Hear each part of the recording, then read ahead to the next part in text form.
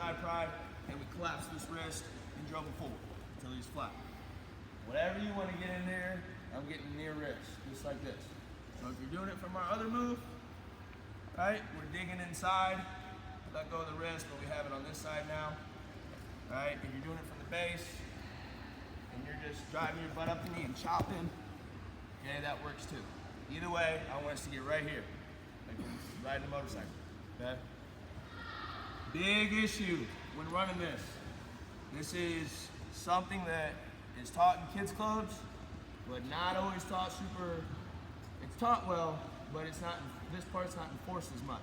Because your butt has to stay off the mat, and my elbow has to go right up along the shoulder. If I don't have the proper pressure here, and I'm light, this guy's gonna base up, and he's gonna be scooting away, and all of a sudden we're in a front headlock position, and I'm fighting to get back behind. Right? You gotta have that proper pressure. The other thing is, if he does base up, if I am coming out here and he starts to base up, I can take my forearm right up his butt, take my forearm right up his butt, grab the inside of his near thigh, and drive to his flat. Right? He does it again, forearm up the butt, grab the near thigh, drive to his flat, right back on his face.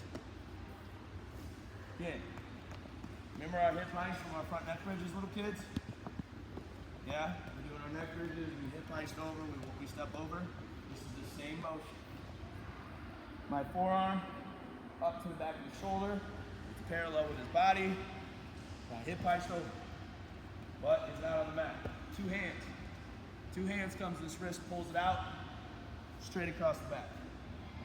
Okay, I have an option here.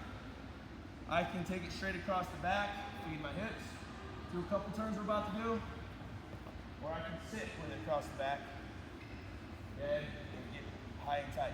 If I'm gonna sit, I need my knee underneath this arm. You should not be able to free this arm even if I don't have a hand on it. You shouldn't be able to do that. That's how tight you need to be. If you decide to sit on the back, same side hand has the wrist. I should have seen you guys, your left hand holding his right wrist. Right hand on it. He's posting. I'm under the claw. Boom. Okay. My right knee. Now this is a little secret. It's technically in high school and down. You can't in college.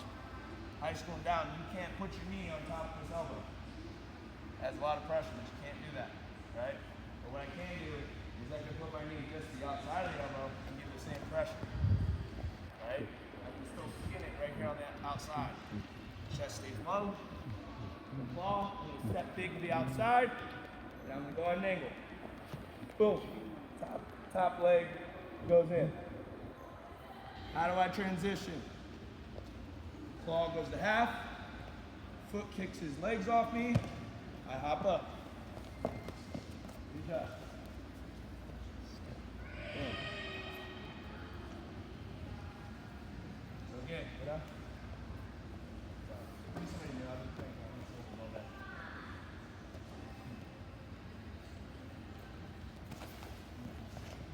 Again, whether you had the wrist already or we just double thigh pride right to it, doesn't matter. Got my near wrist. Hit my shoulder. Where's my forearm? Parallel with what? With his body, with his shoulder and his body. Hips are off. Take it two. If I'm deciding to sit, I can sit. But I have to be up enough to where you can't release this arm. Reach under the claw. Boom. Step up. This heel drags into the hip, but the leg goes in. Boom. How do I transition? Claw goes to half, kick them off, hop over. Now, I keep the wrist. I think this sport's supposed to be painful. I was always told, make him want to be pinned, right? Make him want to get off that mat with you. This wrist across the back gets real rough on his diaphragm and gets a lot harder to breathe, right? You can release it if you want, you can keep it if you want, right? That's the claw. Go flat. Just take your arm on the back. That's the claw. Our other options, okay, and you guys don't have to go out and do this. This is for more recordings and stuff.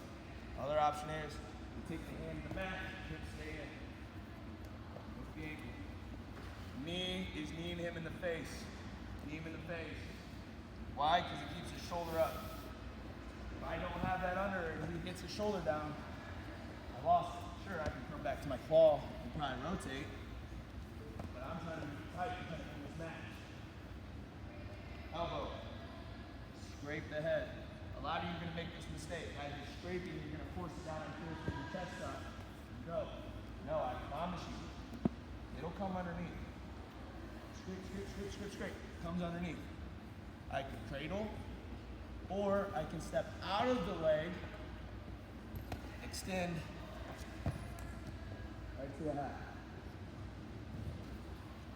If you are going to half, do not keep that leg hook. I know this. Mine does it all the time. You've got to step out of that leg. If I don't, and I'm wrestling a strong kid like this. If I don't, and I'm wrestling a strong kid like this, and I'm trying to run it, and he high kicks this leg back, like, take me over you. Boom.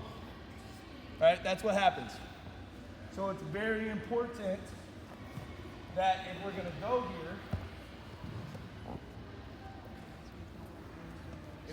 here, boom, unhook, turn it on. If you're going to cradle, you can still obviously do your hooks and take it over. Any questions?